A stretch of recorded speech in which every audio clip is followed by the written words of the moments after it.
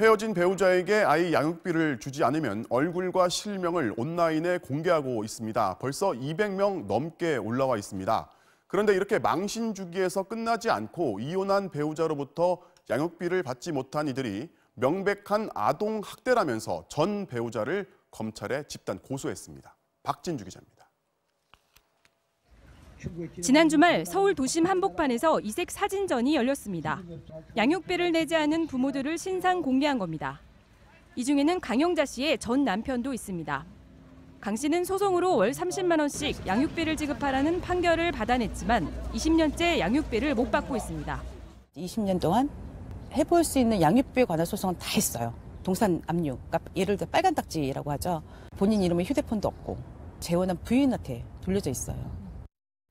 강 씨처럼 이혼 후 양육비를 제대로 받지 못하는 사람들이 모인 양육비 해결 모임이 오늘 전 남편과 부인 127명을 아동 학대 혐의로 집단 고소했습니다.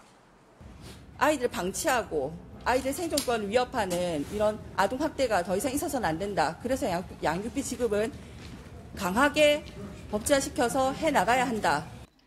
이들은 또 여성가족부를 찾아가 양육비 지급을 강제하는 정책이 왜 자꾸 미뤄지는지 항의했습니다. 양육비를 받을 수 있게 도와주는 이행관리원이 있지만 법적 구속력이 없다 보니 양육비 이행률은 30%에 불과합니다. 근데 운전면허 취소, 여권 제한, 그다음에 신상 공개는 예산이 드는 게 아니잖아요. 이 부분만 좀 강력하게 우선 해주시면. 뚜렷한 대책이 없는 지금 양육비 지급을 강제하는 가장 현실적인 방법은 신상 공개뿐이라고 피해자들은 호소합니다. 불법 사이트긴 하지만 실제로 해결을 그렇게 해냈어요. 신상 공개하고 올려서 계속 알려지고 사람들이 아니까 부끄러워서라도 낸다는 거예요. 나라에서 법적으로 이걸 해준다면 우리는 좀 달라질 수 있을 것 같습니다.